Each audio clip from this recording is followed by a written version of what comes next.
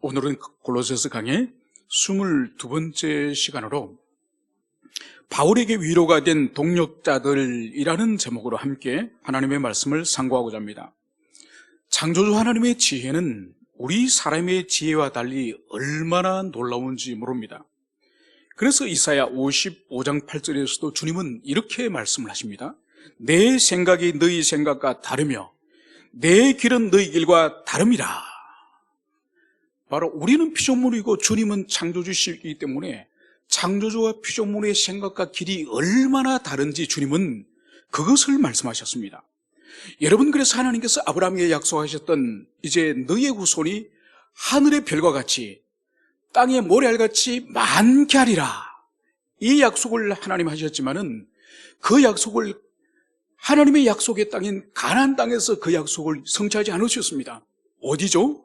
먼 이방인 이집트에서 그 많은 후손을 주시겠다고 하는 그 약속을 이집트에서 이루신 거죠. 문제는 그 이집트의 파라오의 그 박해가 얼마나 심했던지 마지막에는 남자아이가 태어나면 다 강물에 집어던져 죽이는 그런 법이 만들어진 거죠. 그래서 이스라엘 백성 민족이 전멸할 위기에 처했습니다. 여러분, 하나님은 이 위기 가운데 있는 이 이스라엘 백성들을 어떻게 구원하셨습니까? 그것은 바로 이 악법을 만들어서 이스라엘 백성들을 파멸시키려고 한 이 파라오의 궁전에, 그것도 파라오의 식탁에서 먹고 자라고 배우게 한 이 모세를 통해서 파라오와 이집트를 주님께서는 심판하시고 그 민족을 구원하지 않으셨습니까? 이것이 하나님의 지혜죠.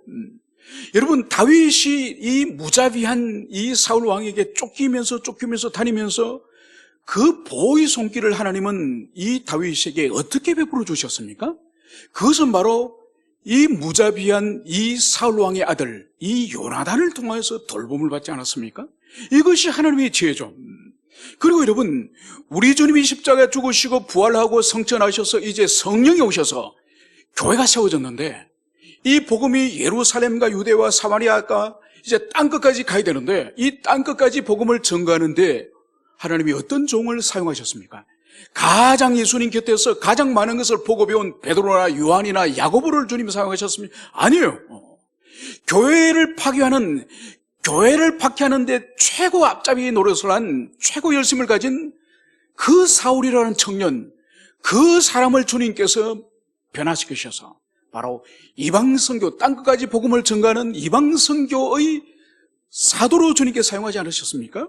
여러분, 그래서 하나님의 방법과 하나님의 생각은 우리 생각과 전혀 다르신 거죠. 여러분, 그래서 이 사도 바울을 다메섹에 있는 그 교회를 박해하려고 가다가 그 길에서 우리 주님을 만나지 않습니까? 그러면서 눈이 멀어지고 3일간 이 바울이 깊이 자신의 처지를 생각하면서 우리 주님을 인격적으로 만나는 거죠.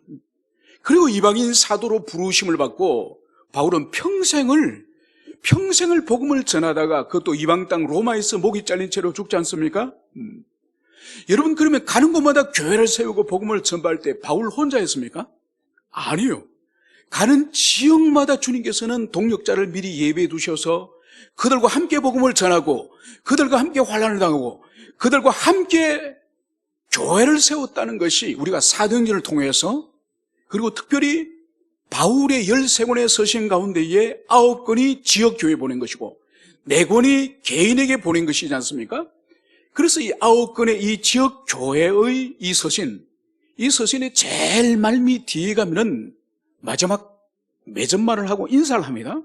그 인사를 할 때에 그 교회와 관계되는 동력자가 누군지, 어떤 헌신을 하였는지, 어떤 수고를 하였는지, 이런 것을 각 서신의 말미에 그것을 기록을 하고 있는 거죠. 그래서 오늘과 이제 이 골로새에서 마지막인 다음 주 2시간에 걸쳐서 이 골로새 교회의 사역과 관련하여서는 이 바울이 누구와 동력하였고 그들과 어떤 관계였는지, 또 그들이 어떤 헌신을 하였는지, 그들이 어떤 사람이었는지, 이것을 우리가 오늘과 다음 주 2주에 걸쳐서 살펴보고자 합니다. 바울은 이제 지난 시간에 이어서 계속적으로 이렇게 기술을 하고 있습니다. 두기고가 내 사정을 다 너에게 알려주리니 그는 사랑받는 형제요 신실한 일꾼이요 주 안에서 함께 종이 된 자니라. 여러분, 고대 시대 때는 이렇게 소통을 하려면은 개인과 개인끼리 이렇게 상시한 이 세밀한 의사소통을 나누려면은 오늘날은 뭐 핸드폰이 있고 아니면 이메일로 보내고 아니면 카톡으로 보내면 금방 실시간으로 소통이 되지 않습니까?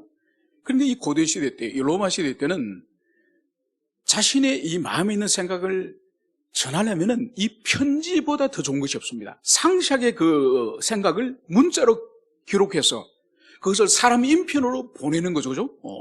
인편으로 보내면은 그 사람이 그것을 또 읽고 또 답장이 또 돌아오겠죠. 그래서 가까운 거리라면은 며칠 안에 답장을 받을 수 있겠지만은 여러분, 이 본문에 등장하는 이 골로새와 그리고 이 로마는 엄청난 거리에 떨어져 있습니다. 이탈리아 로마와 그리고 이 골로새 이 지역은 오늘날 특히 소아시아 특히 지역이에요. 그리고 육지를 통과하고 바다 배를 또 타고 이 로마까지 이르게 되는 거예요. 그리고 그것이 다시 답장이 다시 올라오면은 여러분 얼마나 긴 시간이 걸릴지 모릅니다. 그래서 이것은 특별히 사람이 이 일을 맡아서 해야 되고, 그리고 이 편지가 중요한 편지면 중요한 편지일수록 아무나 보내겠습니까? 그냥 자기 집에 돌새나 마당새나 아무나 보내겠습니까? 아니죠, 그죠? 이 편지가 소중한 내용을 담고 있고 중요한 어떤 정보와 어떤 사실을 담고 있다고 한다면은 이것이 중간에 빼앗기거나 아니면 누가 가로채서 그 편지를 변조를 해가지고 잘못된 편지를 전달할 수 있지 않습니까? 여러분, 그렇기 때문에 이 편지를 주고받는 이 중간의 메신저는 철저히 신뢰할 수 있고 그것을 감당할 수 있는 유능한 사람, 믿을 수 있는 사람, 이런 사람을 이 메신저로 사용하지 않겠습니까? 그래서 오늘 바울은 바로 두기고가 내 사정을 다 너희에게 알려주리니, 바로 이 두기고가 오늘 이 편지를 가져가고 편지에 기록되지 않는, 이 골로새서에 기록되지 않는 이 바울에 관한 이 개인의 사정, 이 사정까지도 이 두기고가 이것을 알려줄 것이다, 이 말씀을 여기서 하고 있는 거죠. 그것을 볼 때 이 두기고는 이 사도 바울에게 절대적인 신임, 절대적인 신뢰를 가지고 있는 그런 당신의 이 동역자임을 이것을 볼 수 있습니다. 여러분, 그래서 오늘 여기서 우리가 이 사역을 하는 동역자들을 오늘 여러 명을 살펴볼 텐데, 제일 먼저 등장하는 이 두기고부터 살펴보고자 합니다. 여러분, 두기고란 이 이름은 행운이라는 뜻이에요. 그리고 아주 좋은 그런 뜻을 가지고 있죠. 이 사람은 아시아, 오늘날 터키 지방에서 출생하여서 에베소에서 성장한 그런 사람입니다. 그리고 이 두기고는 바울의 3차 선교 여행 때 거의 끝이 날 무렵에 그 선교에 참여합니다. 그리고 이제 이 골로새서를 전달하는 이 메신저 역할을 이 두기고가 하는 거죠. 오늘 이 두기고가 내 사정을 다 너에게 알려주리니, 여러분, 바울의 지금 형편, 바울의 사정을 골로새 교회에게 알려준다는 거예요. 여러분, 이것이 왜 중요할까요? 그것은 바로 사도 바울의 이 초대교회에서 사도 바울의 그 위치를 우리가 살펴볼 필요가 있죠. 여러분, 사도 바울은 12사도 가운데 들어가진 않습니다. 주님과 주님의 제자들과 함께 합숙을 했거나 주님이 나눠주시는 떡을 받아 먹었거나 여러분, 그런 적은 없습니다. 생전에 한 번도 주님을 대면한 적이 없는 그런 사람이에요. 그럼에도 불구하고 베드로를 비롯하여서 다른 사도들은 유대인들과 그 팔레스타인 그 땅 안에 있는 교회를 세우고 영혼에게 복음을 전하는 것이 사명으로 한다면은 그 팔레스타인 땅을 벗어나는 온 세계 열방에 있는 이방인들에게 복음을 전가하는 것은 바로 사도행전 9장에서 예수님께서 바울을 다메섹에서 만나지 않습니까? 그때 아나니아를 향해서 가서 이 바울을 위해서 기도해 주라, 이 말씀을 예수님이 하셨죠. 그래서 아나니아가 아이고, 그 사람은 교회를 박해하는 사람입니다, 주님 그럴 수 없습니다, 그렇게 말했을 때 주님께서 아나니아에게 뭘 말씀하셨습니까? 그는 내가 이방인을 위해서 임금들과 왕들에게 그들에게 복음을 전가하기 위해 세운 나의 그릇이다. 그러니까 이방인 선교를 위한 나의 그릇이다. 이것을 주님께서 명백하게 말씀하셨죠. 그래서 바울은 부름을 받고 나서부터 이제 그 팔레스타인 땅을 넘어서서 안디옥으로 올라가고 또 소아시아 지방을 가고 또 바다를 건너서 유럽으로 가고 마지막에는 로마까지 가지 않습니까? 그래서 평생의 이방인 사도로서 사역을 하는 거죠. 그래서 초대 교회는 이 바울의 존재는 이방인 선교, 이방인들에게 복음을 전가하고 가는 곳마다 교회를 세우고 지도자를 세우는 그런 사역자라는 것을 이 초대교회 성도들은 다 아는 거예요. 그러니까 이방인 선교에 있어서 이 바울은 중심적인 위치에 있기 때문에 그가 지금 수년째, 여러 해째 지금 감옥에 갇혀 있지 않습니까? 그러니까 지역 교회로서는 큰 근심이요, 중요한 기도 제목이 아닐 수 없습니다. 이방인 선교의 그 지도자가 감옥에 수년째 지금 갇혀서 예전처럼 자유로운 선교를 전도를 하지 못하고 있으니 교회 입장으로서는 얼마나 큰 근심이 되겠습니까? 마치 이런 것과 똑같죠? 바울은 오늘날로 치면은 순회 전도자, 순회 사역자예요. 그리고 오늘날은 그런 것이 많지가 않습니다. 이런 우리나라 같은 이런 경우에. 그러나 간혹 인도네시아라든지 아프리카를 가면은 목회자가 귀해가지고, 그래서 목회자가 몇 달이나 며칠이나 그 지역에 복음을 전하다가 몇 사람이 모이면은 거기에 사람들 모아서 교회를 세웁니다. 그리고 그 가운데 지도자 한 명을 세워가지고 말씀도 전하고 목양도 하도록 하고 또 그 사람은 또 다른 지역으로 가요. 그래서 작은 교회들을 계속 가던 교회를 오늘날도 그러한 형태의 사역들이 있습니다. 바로 바울이 가는 곳마다 어떤 교회는 몇 주 만에 쫓겨나고 어떤 지역은 몇 달 만에, 에베소 같은 교회는 장장 3년씩이나 한 지역에서 사역하지 않았습니까? 그래서 가는 곳마다 교회를 세운 이 교회의 설립자이자 개척자이기 때문에 그 설립자 개척자가 지금 감옥에 있기 때문에 모든 교회들이 근심하면서 바울을 위해서 기도하고 있다는 것을, 이것을 우리가 염두에 두고 바로 이 두기고가 가서 지금 현재 바울의 처지와 형편을 말하는 거예요. 그래서 바울이 지금 감옥에 갇혔어도 항상 자신이 세운 이 개척한 교회들, 복음을 전하고 세운 그 영혼들, 지도자를 위해서 지금도 기도하고 있습니다. 기도할 뿐만 아니라 바울은 몸은 지금 자유롭지 못하지만은 사람들을 이용하여서 복음을 전하는 사람들을, 전해야 되는 사람들을 불러다가 자기가 지금 갇혀있는 그 구금되어 있는 장소에 불러다가 거기서 말씀을 가르치고 있다는 것을 알 수 있는 거죠. 그것은 바로 사도행전 28장에 보면은 바울 자신이 구금되어 있는 그것을, 그 장소를 셋집이라 번역을 해요. 그러면서 그곳에 사람들을 초청해서 나갈 수는 없지만은 불른 영혼들에게 주님께서 가르치신 그 복음을 바울이 전하는 거죠. 그리고 더 나아가서 바울이 있는 곳으로 각 지역 교회의 지도자들, 그 지도자들이 자기가 감당할 수 없는 목회적인 문제에 부딪히지 않습니까?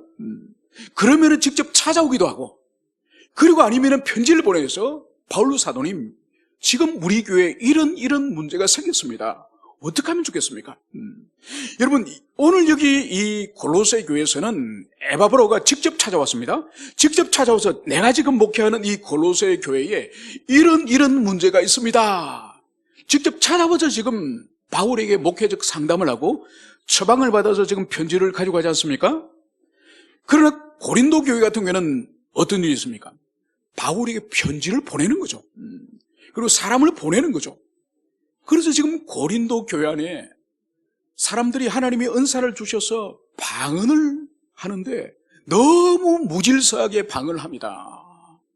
그리고 또 예배를 드리러 오면서 음식을 가져와서, 술과 빵을 가지고 와서, 아니 예배를 시작하기도 전에 벌써 술이 취해가지고 술이 취해가 그랬습니다.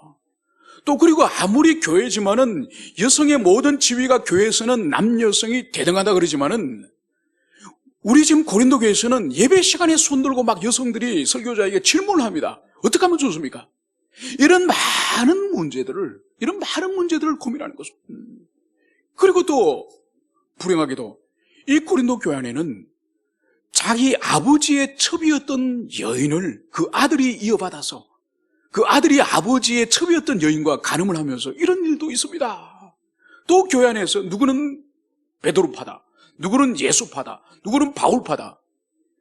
이 사람들이 파당을 나눠가지고 서로 다투는 일이 있습니다. 이런 것을 모두 듣고 감안하여서 바울이 이제 기도하면서 그 목회에 서신, 그 바울에 서신 고린도 전후서를 보내는 거죠.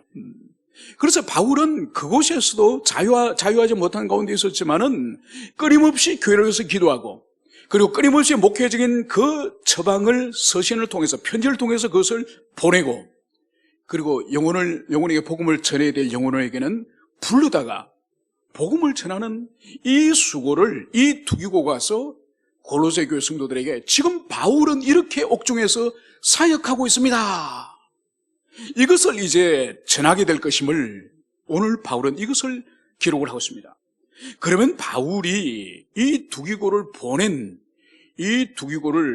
이제 보내는 근본적인 목적은 무엇입니까? 오늘 8절은 이렇게 말씀을 하고 있는 거죠. 내가 그를 특별히 너희에게 보내는 것은 너희로 우리 사정을 알게 하고 너희 마음에 위로하게 하려 함이라.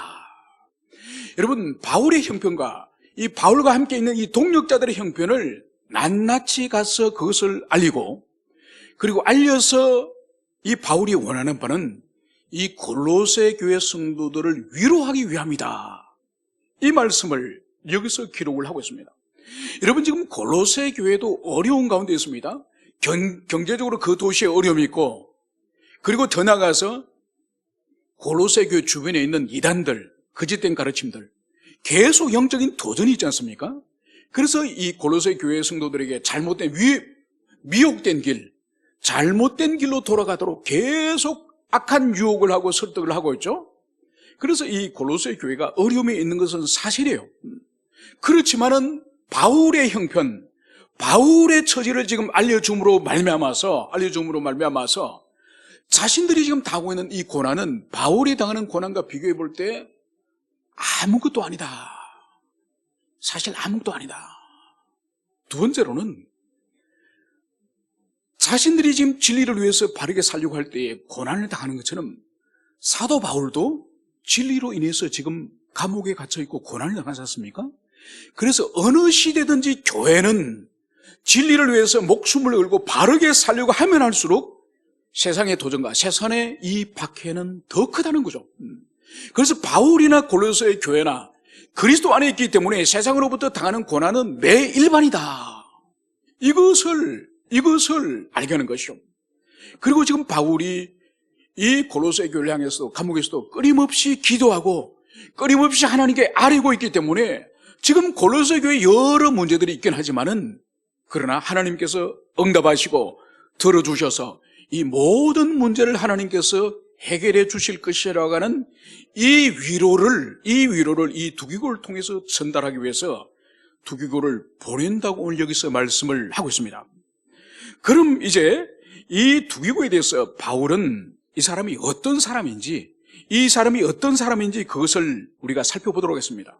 여러분, 모든 사람은 다른 사람에 대한 이미지를 가지고 있습니다. 그래서 우리가 어떤 사람에게 저 A라는 사람은 어떤 사람입니까? 저 B라는 사람은 어떤 사람이라고 생각합니까? 이렇게 질문하면은 그 사람의 머릿속에서 금방 떠오르겠죠, 그죠? 참 그 사람 성실한 사람이에요. 아니면 참 그 사람 친절한 사람입니다. 예의가 얼마나 바른지 모릅니다. 또 어떤 사람은 저 A라는 사람은 어떤 사람입니까?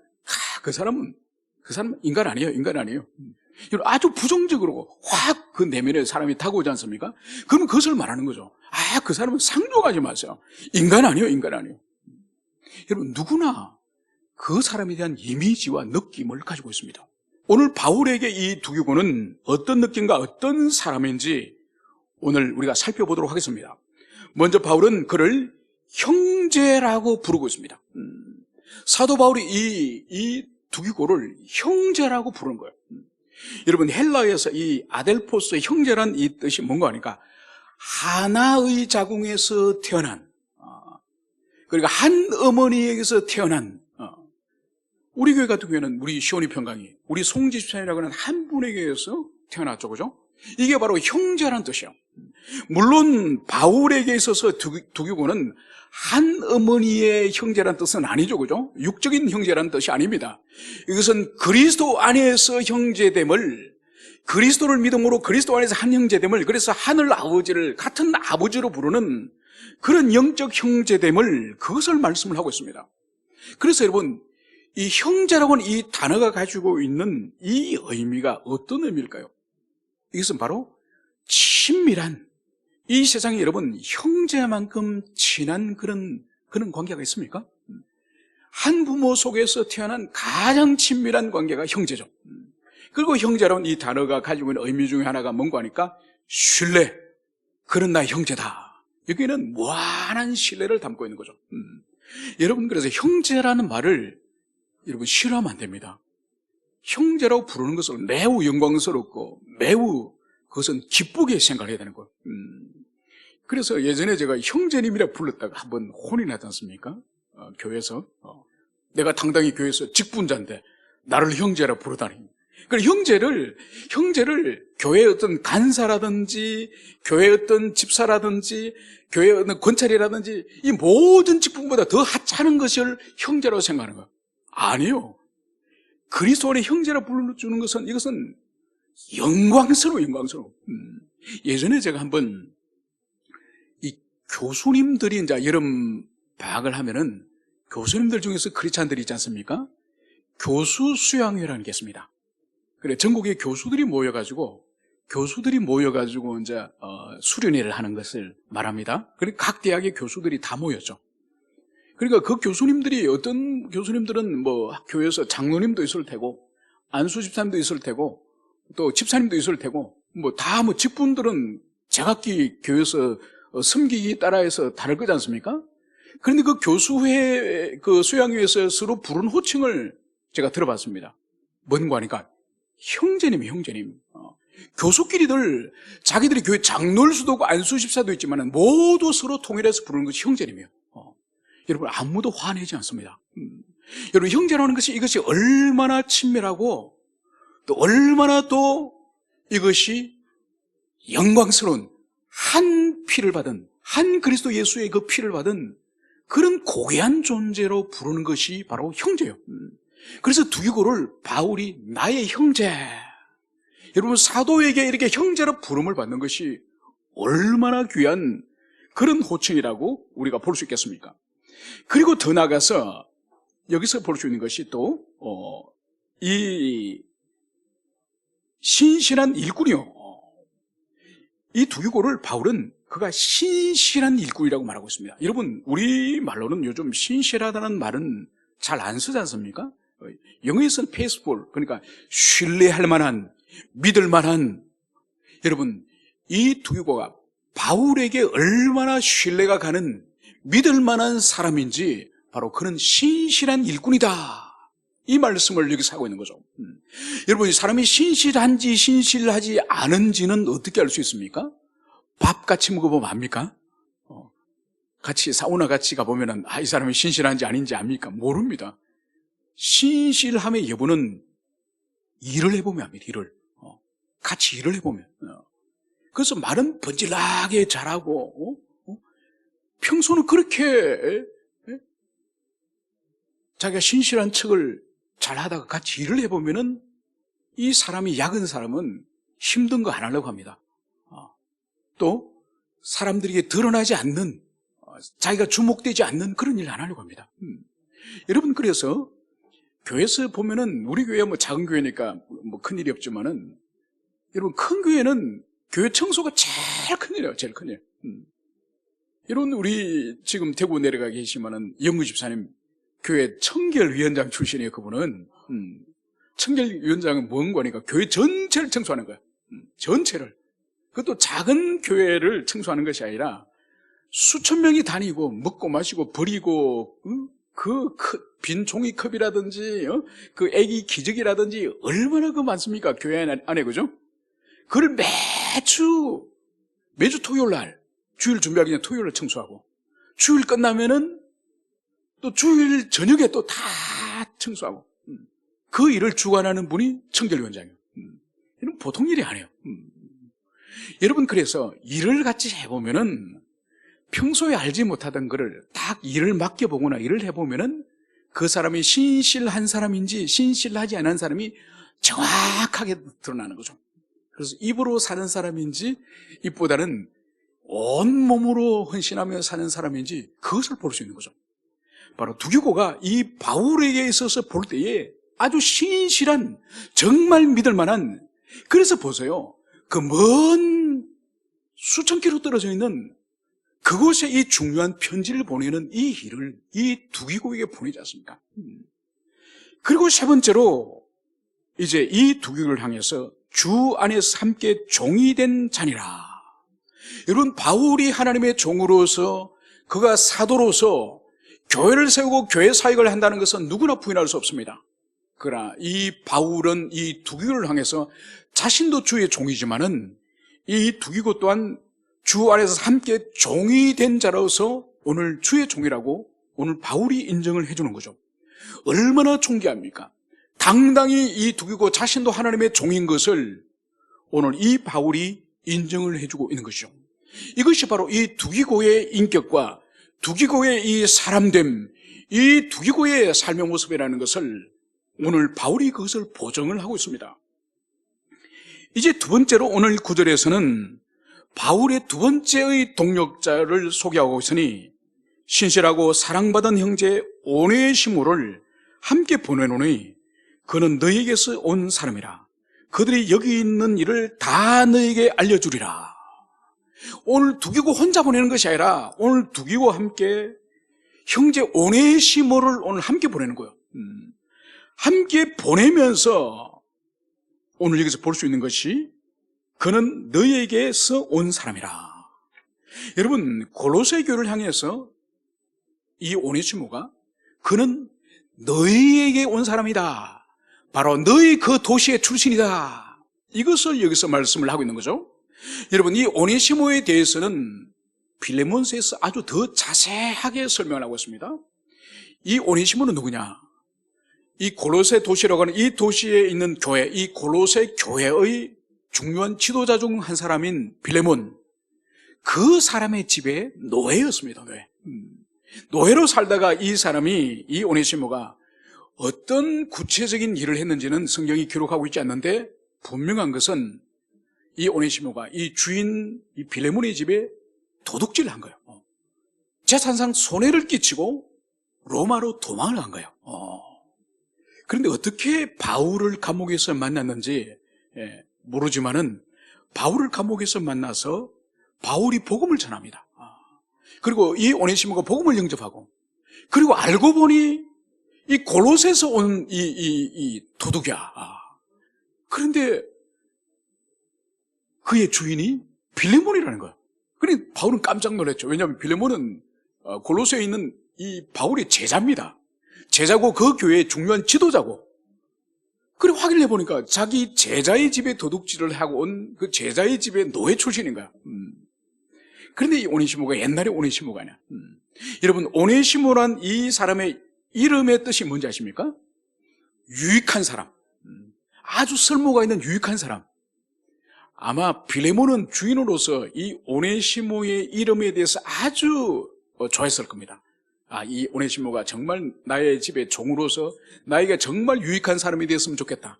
진실하고 정직하고 성실하게 일해서 나에게 큰 이익을 주는 자기 이름 그대로 오네시모, 유익한 자가 됐으면 좋겠다. 여러분, 그렇지만은 이 이름값을 합니까? 이름값을 하지 않고 오히려 도둑질을 해서 오히려 야반도주를 하는 거죠. 그래서 아마 이 빌레몬은 엄청 배신감을 느끼면서 이름값을 하지 못하는 이 오네시모가 유익한 자가 아니라 오네시모는 백해 무익한 자다. 아마 이런 마음에 이런 씁쓸함을 느꼈을 것입니다. 바로 이 오네시모가 이제 예수님을 영접하고 그리스도인이 되고 새 사람이 된 거예요.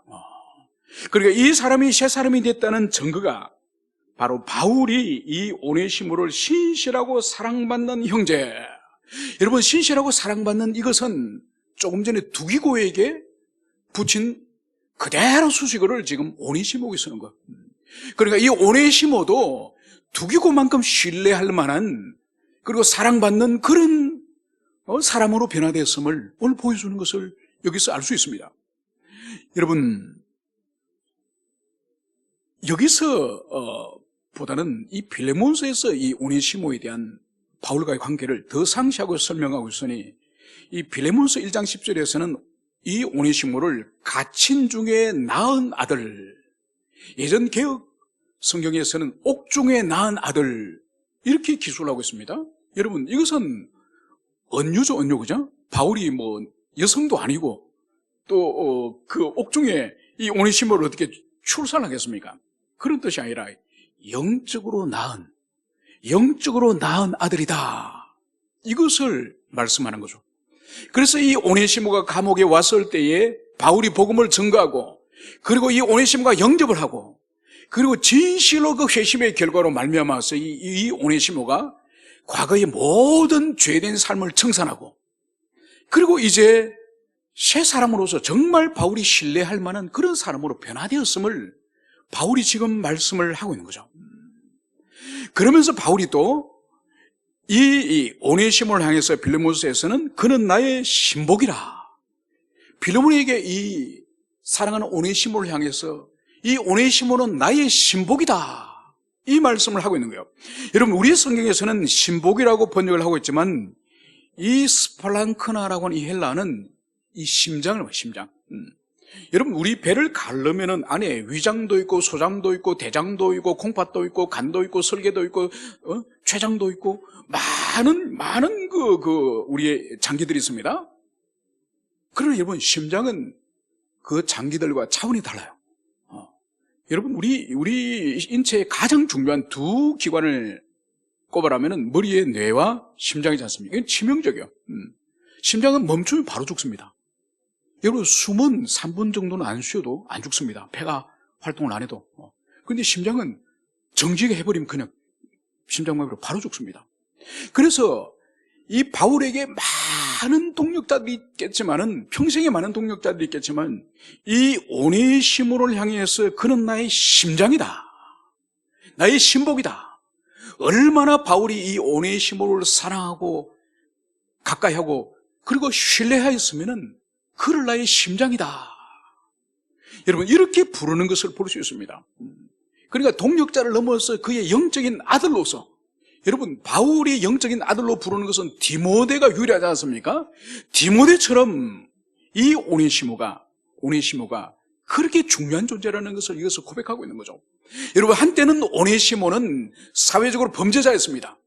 로마 제국의 그 제도의 근간을 이루는 노예제도, 이 노예제도의 법규를 어기고 주인의 소래를 끼치고 도망한 도망노예였습니다.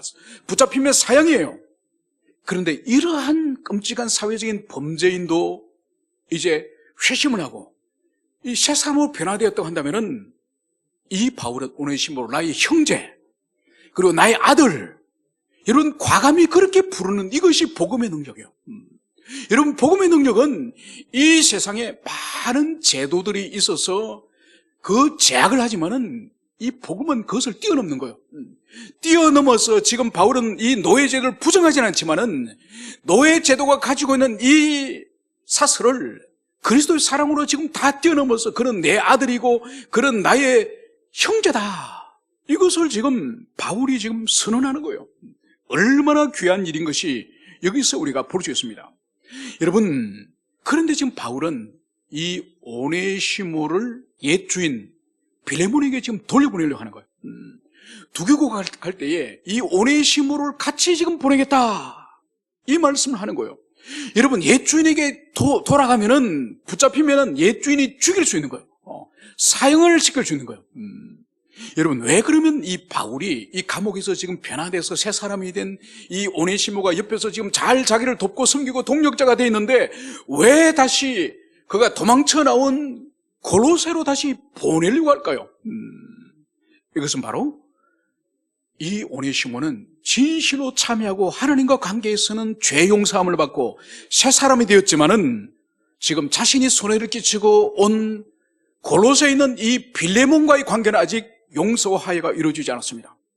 그래서 이 바울은 하나님과 관계는 회복되었지만은 옛 주인과 사람과 관계가 회복되지 않았기 때문에 가서 용서를 받고 와라, 이 목적으로 바울은 이 오네시모를 다시 돌려보내는 거예요.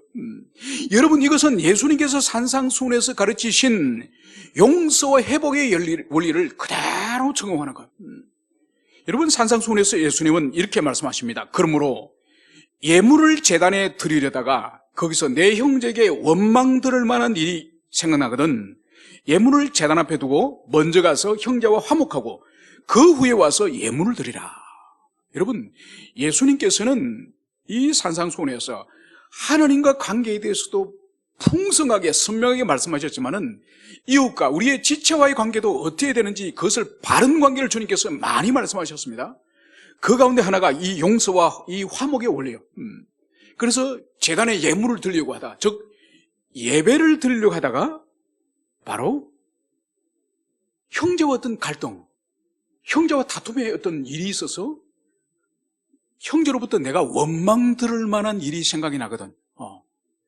내가 원망을 받을 만한 일이 생각이 나거든. 예물을 제단에 두고, 예물을 가져가지 말고 제단에 두고 가서 사과하고 화목하고 그리고 다시 돌아와서 예물을 드리라, 예배를 드리라, 이 말씀을 하고 있는 거예요. 여러분, 이것은 뭔가 하니까 주님과 관계 안에서 진실로 우리가 참여하고 회개하고 주님과 관계 안에서 화목을 우리가 누린다고 한다면은 자신과 관계에 끓이김이 있는, 자신을 원망하는 그런 관계 있는 사람과 반드시 화목도 이루어라, 이것을 말씀하는 거예요.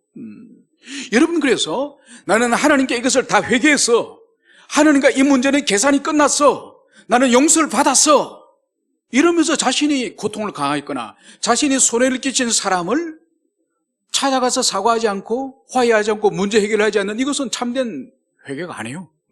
예수님이 분명히 말씀하지 않습니까? 원망 들을 만한 일이 있거든 예물 드리기 전에 가서 먼저 사과하고 사죄를 얻고 화해를 구하고 그러고 나서 와서 예물을 드리라, 이 말씀을 하는 거예요.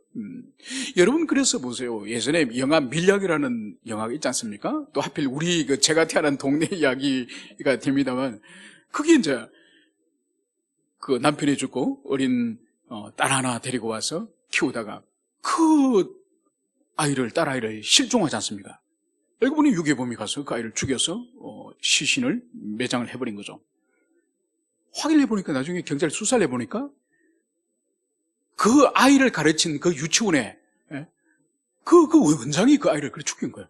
그래서 이 사람이 감옥에 이제 바로 유괴 겸 살인 겸 시신에 또 유기까지 했으니 형무소 들어갔겠죠? 그래서 이 어머니 된 이 주인공이, 이 전도연 씨가 이제 세월이 많이 지나서 이제 예수를 믿고 이제 은혜도 회복되고 해서 옆에 있는 집사님들이 그 살인범 그 사람이 지금 어느 교도소에 있는데 우리 가서 위문하고 용서해 주십시다. 이제 자매님도 하나님의 사랑을 많이 받았기 때문에 가서 용서해 주십시다. 그래 주변에 있는 집사님들 설득해가지고 이 전도연 씨와 함께 교도소를 가지 않았습니까? 그래 가서 이 사람의 형편을 살피고 용서해 주려고 하는 순간 이 사람은 이미 하나님께로부터 자신이 용서받았다면 자기는 자유하다는 거예요. 여기에서 큰 기독교에 대한 오해를, 그 감옥에 있는 그 사람의 기독교의 용서에 대한 오해를 하고 있는 거죠. 여러분, 성경은 보세요. 모세의 율법에도 하나님께 죄를 지었으면 하나님께 제사를 드릴 뿐만 아니라 바로 사람에게, 이웃에게 물질적인 손해를 끼쳤다고 한다면 그만큼 배상을 해야 되고, 그리고 어떤 육체적인 어떤 위해를 가했으면 거기에 대한 손해에 대한 배상을 해야 되고, 반드시 사람에게 해를 끼쳤으면 사람에게 보상하는 것이 하나님의 율법이에요. 그런데 어떻게 그 눈에 넣어도 아깝지 않을 그 어린 자식을 죽이고, 그 자식을 죽이고, 나는 이미 하나님께 다 용서받아서 나는 이제 당당합니다. 어떻게 피해자인 그 아이 어머니에게 사죄를 하지 않겠습니까?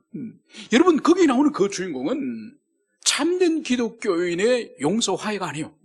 그래서 세상은 이 기독교인의 이 값싼 용서, 잘못된 이 오류에 빠진 이 값싼 용서를 거기서 비난하는 거예요. 탄핵하는 거예요. 그래서 예수님께서도 형제에게 원망 들을 만한 일이 있거든 반드시 먼저 가서 사과하라, 사죄하라. 여러분, 이것은 오늘날도 많은 그리스도인들이 이 원리를, 이 진리를 따르지 않아요. 여러분, 그래서 과거에 자신이 어떤 사람에게 실수하거나 잘못한 거나 손해를 끼친 거나 여러분 반드시 찾아가서 변상을 해야 돼요. 물질적으로. 그리고 마음에 상처를 준 거는 사과해야 돼요. 그때는 내가 시험에 들었습니다. 그때는 내가 죄의 집에 빠져서 분별력을 잃어버리고 집사님에게 이렇게 모욕적인 말을 했습니다. 그러나 지금 제가 정신을 차려보니, 온전하게 차려보니 그때는 정말 제가 교회에 큰 폐를 끼쳤습니다. 성도들에게 죄를 범했습니다. 정말 교회에 분란을 일으켰습니다. 여러분, 이것을 해야 되는 것이 성경의 이 용서와 화해의 원리예요. 그래서 여러분들이 이 말씀을 오늘 들었으면은 여러분들이 과거에 여러분 자신을 돌아보세요. 그래서 어떤 지체에게 큰 상처를 주었거나 아픔을 주었으면은 찾아가기 힘들면 전화로도 말하세요. 그래서 내가 이런 잘못을 그때 했습니다. 정말 용서해 주십시오. 내가 다시 신앙을 회복하고 정신을 차려보니 그때는 내가 잘못한 겁니다. 여러분, 이것이 오늘 바울이 오네시모를 다시 보내는 원리고, 예수님이 원망들을 많은 일이 있으면은 그것을 먼저 화해하고 그리고 예배를 드리라, 이 말씀을 하신 원리라는 것을 여러분들이 가슴에 새기시기를 축원합니다. 이제 세 번째의 동역자를 바울이 소개하고 있으니 나와 함께 갇힌 아리스다고. 여러분, 오늘 바울과 함께 갇혀있는 아리스도다고라는 이 사람을 지금 여기서 소개를 하고 있습니다. 여러분, 아리스도가라는 이 이름은 이 헬라어 이름이에요. 헬라어 이름인데 최상의 지도자라는 그런 뜻이에요. 여러분, 그의 이름이 헬라어라고 해서 이 사람이 이방인이라고 볼 필요 없습니다. 왜냐하면 당시의 유대인들, 즉 이 팔레스타인 땅 밖에 있는 이 디아스포라 유대인들, 이 흩어진 유대인들은 이 헬라식 이름들 하나씩 다 가지고 있습니다. 그래서 바울도 사울의 이름과 함께 있지 않습니까? 그리고 이 초대교회 7집사, 그죠? 사도회 7집사들의 이름 7명 가운데 6명의 이름이 이 헬라식 이름이에요. 그러니까 그 사람들도 헬라식 이름을 가진 유대인이에요. 그렇다고 한다면 이 아리스다고도, 이 사람도 디아스포라 유대인으로 해석하는 것이 맞겠죠. 그런데 이 사람을 오늘 성경이 나와 함께 갇힌 아리스다고, 바울과 함께 지금 갇혀 있다는 것입니다. 여러분, 이것이 무슨 뜻일까요? 이것은 두 가지로 해석을 합니다. 첫 번째로는 그 당시에는 오늘날과 달라요. 오늘날 만약 어떤 사람이 감옥에 갇혔습니다. 그런데 그 사람의 어머니나 형제가, 내 형제가 혼자 있으면 정말 심심하고 힘들 것 같은데 나도 옆에 좀 갇혀가지고 옆에서 좀 이야기도 해주고 심심하지 않게 그렇게 좀 합시다. 여러분, 그렇게 법무부에 아니면 서울구치소 가서 부탁을 하면은 넣어줄까요? 그래서 그 방 안에 어떤 사람은 아는 사람 한 5명 정도 들어와서 같이 놀아주고, 어떤 사람은 친한 사람이 없어서 혼자 계속 감옥에 갇혀있고, 여러분, 말도 안 되는 거죠. 그런데 이 로마 시대 때는, 이 당시에는 이 바울은 이 구금 상태예요. 엄격히 말해서는 감옥이라기보다는 가택연금이 더 정확한 겁니다. 그래서 외부로 바울은 나갈 수가 없습니다. 외부 사람은 바울이 있는 그 장소로 들어갈 수 있는 거죠. 그래서 이 아리스다고는 자기가 자원하여서 바울과 함께 그 구금되어 있는 그 장소에 함께 있었다고 그렇게 해석을 하고 있답니다. 두 번째로는 실제적으로 이 아리스도고가 그 감옥 같은 구금된 장소에 함께 있다기보다는 바울이 지금 복음전도 사역을 하지 않습니까? 이 사역에 이 아리스도고가 동역자이기 때문에 자신도 이 복음전도를 위해서 모든 것을 절제하고 모든 것을 삼가하여서 마치 감옥에 갇힌 이 바울처럼 절제된 삶을 살기 때문에 바울이 볼 때는 나와 함께 갇힌 자, 이렇게 표현했다고 해석을 할 수 있습니다. 아무튼 이어서 이제 네 번째 이제 동역자를 말하고 있으니 바나바의 생질 마가와 이 마가에 대하여 너희가 명을 받았음에 그가 이르거든 영접하라. 오늘 바울은 이 네 번째 동역자로서 바나바의 생질, 바나바의 조카 마가를 여기서 소개를 하고 있습니다. 여러분, 마가는 어떤 사람이죠? 가장 많이 알려진 마가는 어떤 일을 했습니까? 첫째는 마가복음을 기록했죠. 마가복음을 기록한 사람입니다. 그리고 이 초대교회 사도 못지않게 영향력이 있었던 이 지도자 바나바, 이 바나바의 생질, 즉 이 마가는 바나바를 향해서 외삼촌이라고 부르죠, 그죠? 그래서 마가의 어머니 마리아와 이 바나바는 이 남매지간입니다. 그래서 바나바의 이 조카로서, 그러니까 초대교회 때 주목을 받는 사람이 이 마가였습니다. 그리고 마가복음에 보면은 예수님이 이제 이 겟세마네에서 붙잡혀서 제자들은 다 도망가고 예수님은 이제 붙잡혀서 이제 밧줄로 이제 죄수처럼 묶여서 끌려가지 않습니까? 그때 이 소란한 소리를 듣고 어떤 청년이 나옵니다. 그래서 주님 붙잡혀가는 것을 뒤를 따라가다가 이제 이 병사들이 이 따라오는 이 청년을 잡으려고 하니까 이 사람이 깜짝 놀래가 도망을 갈 때에 이 잠옷, 이 겉옷, 이 옷이불을 이제 뒤집어 쓰고 나오다가 이 옷을 벗고 빨가벗은 채로 도망을 가는 이야기가 나옵니다. 그 빨가벗고 도망가는 그 사람이 바로 마가복음을 기록한 마가다. 이렇게 신학자들은 추론하는 거죠. 그리고 이 마가는 우리가 알다시피 그 어머니가 믿음이 아주 신실한 어머니입니다. 그래서 예수님과 사도들의 사역에 관련해서 중요한 장소인 예수님이 마지막 잡히시는 그날 밤에 마지막 만찬을 하고 발을 씻겨주시는 그 장소, 이 마가의 집이에요. 그리고 주님께서 하늘로 올라가신 이후에 오순절 성령이 강림할 때에 함께 모여서 기도할 때에 그 120명이 모여서 기도하는 그 장소가 바로 이 마가의 집이에요. 그리고 나중에 베드로가 이제 붙잡혀서 감옥에 갇혔지 않습니까? 그래서 남아있는 이 교인들이 모여서 간절히 베드로가 석방되기를 기도할 때에 그 기도의 장소가 이 마가의 집이에요. 그래서 마가의 집은 그 어머니 이 마리아와 그리고 마가의 이 헌신된 이 삶을 통해서 그 집을 온전히 주님과 사도들이 사용할 수 있도록 드릴 정도로 이 가정은 매우 믿음이 견고한 그런 가정인 것을 볼 수 있습니다. 그리고 이 마가는 베드로의 영향을 받았습니다. 그래서 베드로가 헬라어를 못하지 않습니까? 그러니까 베드로가 이제 설교를 하면은 헬라어로 통역을 하고 번역을 하는 일을 이 마가가 합니다. 그래서 베드로에게 이 마가는 베드로가 기록한 그 베드로전서 5장에 보면은 자신의 아들이라고 말해요. 그러니까 바울이 디모데와 이 오네시모를 아들이라고 부른다고 한다면은 이 베드로에 의해서는 이 마가를 아들이라 부르는 거죠. 여러분, 이러한 이 신앙의 이 경험과 그 가정적인 배경을 가지고 있지만은 이 마가는 큰 사고를 치죠. 그 사고가 뭔가요? 바로 삼촌 바나바와 바울과 함께 1차 선교 사역을 함께 동참하지 않습니까? 함께 사역에 동참했다가 무슨 이유인지 성경은 기록하고 있지 않지만은 중간에 포기해버려요. 중간에 이탈해서 집으로 돌아가 버립니다. 여러분, 어떤 큰 일을 같이 하다가 중간에 포기하고 돌아가 버리면은 그 사람이 맡은 어떤 포지션이 있을 거지 않습니까? 그 포지션에 권위가 생기는 거죠. 그러니까 이 마가의 직분이 뭔가 하니까 그 선교단, 바울과 바나바의 선교단에 있어서 아주 중요한 포지션을 이 마가가 맡았습니다. 그것을 중간에 자리를 비우고 도망을 쳐버렸으니 그 남아있는 그 동력자들의 입장으로서는 이 마가가 얼마나 배신감을 느끼며 무책임하며, 그래서 앞으로는 어떤 일이라도 함께 끼워주지 말자, 함께 그 마가는 절대로 함께하게 말자, 여러분 그런 마음이 생기지 않겠습니까?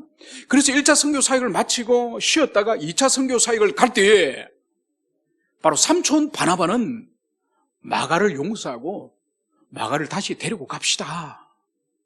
그런데 바울은 엄격하죠. 중간에 그렇게 포기하고 한 번 포기하고 간 그 사람은 언제든지 어려움이 닥치면 또 갈지 모릅니다. 그래서 처음부터 데려가지 않는 것이 낫습니다. 여러분 생각은 뭐예요? 여러분 용서하고 데려가는 게 낫겠습니까? 한 번 포기한 사람은 중간에 또 배신하고 포기할 줄 모르기 때문에 그냥 없는 셈 치고 안 데려가는 것이 좋겠습니까? 우리는 답을 알 수 없습니다. 여러분 이것도 하나님의 큰 섭리 가운데서 그 탁월했던 이 바나바, 인격이 얼마나 이 바나바가 탁월합니까? 그죠? 12사도들 가운데 이 바나바의 인격을 따라갈 사람이 사실 없습니다. 이 탁월한 바나바와 이 바울, 여러분 2차 선교 이후부터 이 두 사람을 분리시키는 것은 이제 바울 중심적으로 하나님께서 교회를 설립하고 복음을 전파하는 이것이 더 하나님 나라를 위해서 유익하기 때문에 여러분 뭐든지 자신보다 더 탁월함, 그리고 자신의 선배가 있는 곳에 함께 일을 하면은 그것이 쉽겠습니까? 어렵죠. 그래서 여러분, 공직사회, 이 공무원 사회에서 보면은 이 서열이 얼마나 중요한지 몰라요. 특별히 이 검찰이라든지 이 법원 같은 경우에. 그래서 이번에 신임 검찰총장이 사법고시 33기다. 아니면 이번에 대법원장이 사법고시 31기다. 이래 되면은 그 아래 선배들은 다 옷 벗고 집에 가야 됩니다. 왜냐면, 선배님이 거기에 있는데 자신이 법원장이 되고 자신이 검찰총장이 됐을 때 얼마나 불편하겠습니까? 최소한 자기 동기라든지 후배들과 함께 일을 해야지 위에 까만 선배님을 부하로 모시면서 그렇게 일을 할 수 있겠습니까? 여러분, 그것처럼 주님께서 바울과 바나바가 이제 그 마가를 함께 동행할 것인가 말 것인가를 가지고 큰 그 안디옥 교회에 분란이 일어나지 않습니까? 교회가 쪼개집니다. 이 교회 분란의 중심에 이 마가가 있는 거예요. 그래서 결국은 이 마가는 함께 따라가지 못하고 바나바도 이제는 바울과 함께 따라가지 못하고 두 사람이 분리되는 거죠. 그래서 인간적으로 볼 때는 참 하나님의 위대한 종들, 사도들도 그렇게 싸우나? 여러분, 그것이 다 하나님의 크신 경륜 안에 있는 거죠. 그래서 이 바울이 바나바의 그늘, 바나바의 영향으로부터 자유화해서 이제는 하나님이 주시는 이방인의 사도로서 담대하게 자유하게 사역할 수 있는 길을 이루어주신 거죠. 그 결과가 뭐냐? 오늘 바로 그 갈등과 다툼 가운데 이 마가가 이 바울에게 얼마나 미움을 받았겠습니까? 그죠? 교회 분란의 원인이 이 마가가 되었으니, 그런데 세월이 많이 지난 이후에 오늘 이 바울이 함께 상종할 수 없고 함께 사역할 수 없다고 하던 이 마가를 동력자로 지금 인정하고 불러들이는 거예요. 그리고 이 마가가 혹 골로새 교회를 갈 때에 너희들 마가를 무시하지 마라. 그리고 마가를 따뜻하게 너희들이 환대하라. 이것을 오늘 여기서 말씀을 하고 있는 겁니다. 왜냐하면 초대교회 때 이 마가가 선교여행의 첫 번째 그 선교여행 가운데 중간에 포기하고 돌아갔다는 것이 모든 지역교회에 소문이 다 났거든요. 그래서 이 마가에 대한 부정적인 선입견을 사람들이 다 가지고 있습니다. 바로 그러자 이 바울이 마가는 이제 새 사람이 되었다. 마가는 이제 신실한 하나님의 종이 되었다. 이제 마가를 배척하지 말고 마가가 너희들에게 오면은 따뜻하게 마가를 환대하라. 이것을 여기서 볼 수 있습니다. 여러분, 여기서 볼 수 있는 것이 바로 시간이 지나고 허물과 연약함을 가진 한때의 마가였지만은 하나님의 은총으로 마가가 변화가 된 거예요. 신실한 하나님의 종으로 변화가 된 거예요. 그래서 이 마가를 미워하였던, 신뢰하지 않았던 이 바울마저도 동력자로 받아들일 만큼 마가가 변화된 거예요. 그리고 더 나아가서 이 바울 입장으로서 교회가 쪼개지고 바나바와 함께 이제 이별할 만큼 이 마가가 문제의 사람이었다는 것을 생각할 때에 인간적으로 볼 때 이 바울도 마가가 싫지 않았겠습니까? 여러분, 인간인 이상은 싫은 것은 싫은 거죠.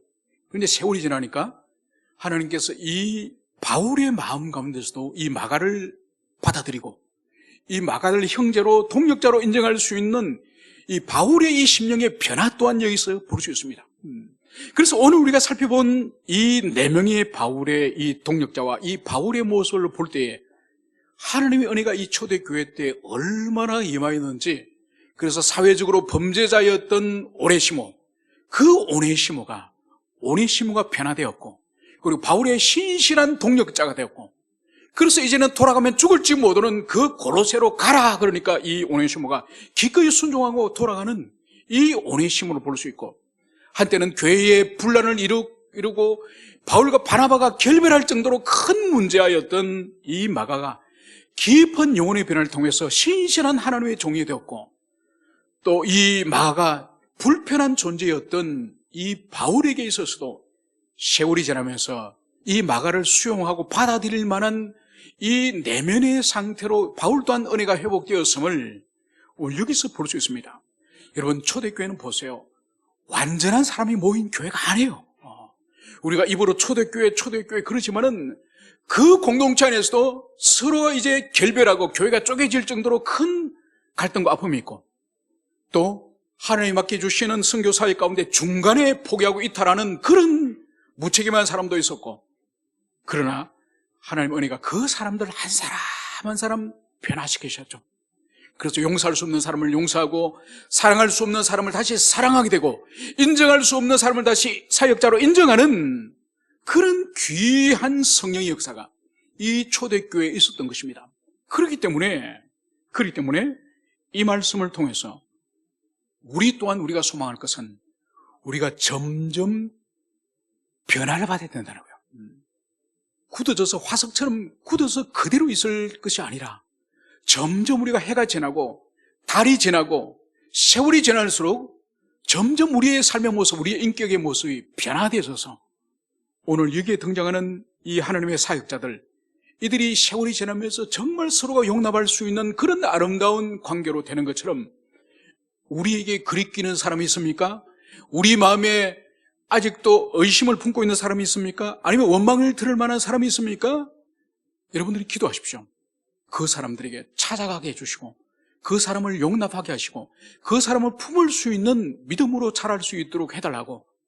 그래서 우리 모두도 오늘 이 성경 속에 있는 인물들이 변화됐던 것처럼 그렇게 변화되기를 소망하는 우리 모두가 되었으면 좋겠습니다. 함께 기도합시다.